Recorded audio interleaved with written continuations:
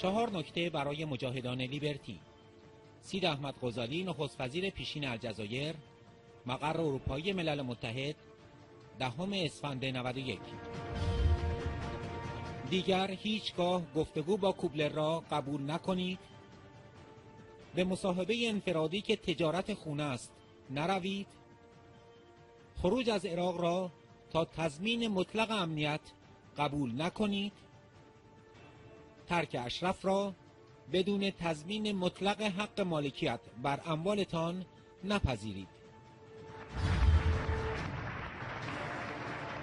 Ce que je vais dire, c'est d'abord un double message adressé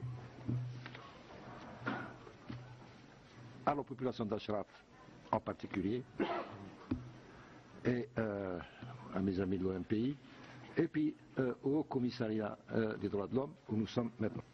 Dites à mes frères de Ashraf, à nos frères à tous, puisque comme l'a dit Struan Stevenson, nous sommes responsables.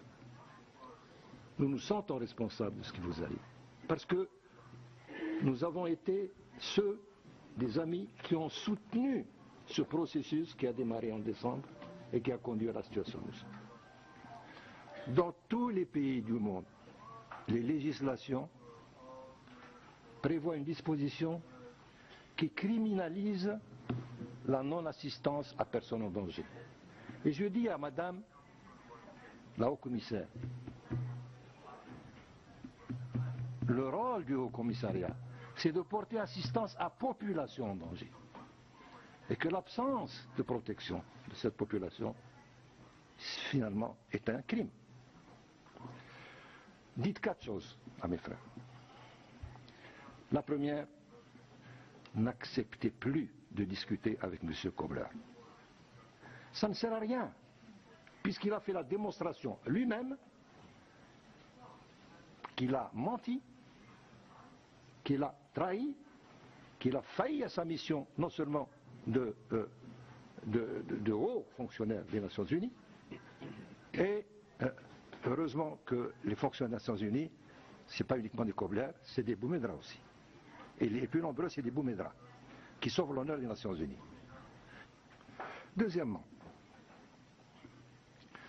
n'acceptez plus ce que Stevenson a appelé business as usual, c'est-à-dire ce process c'était pour vous inscrire sur la liste des réfugiés, donc de créer des conditions de sécurité, etc.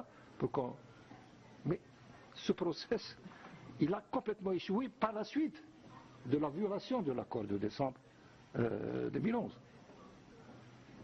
Troisièmement, n'acceptez pas de sortir de l'Irak qu'à partir du moment où vous aurez les garanties absolues pour votre sécurité. Parce que tout ce processus, finalement, tout ce processus, il visait à une seule chose, c'est assurer la sécurité des personnes comme vous qui sont à Ashraf. Et nous avons été de ceux qui ont applaudi au fait que l'OMPI et les habitants d'Ashraf ont fait preuve d'une maturité politique extraordinaire, puisqu'ils ont mis entre parenthèses les droits fondamentaux qu'ils ont.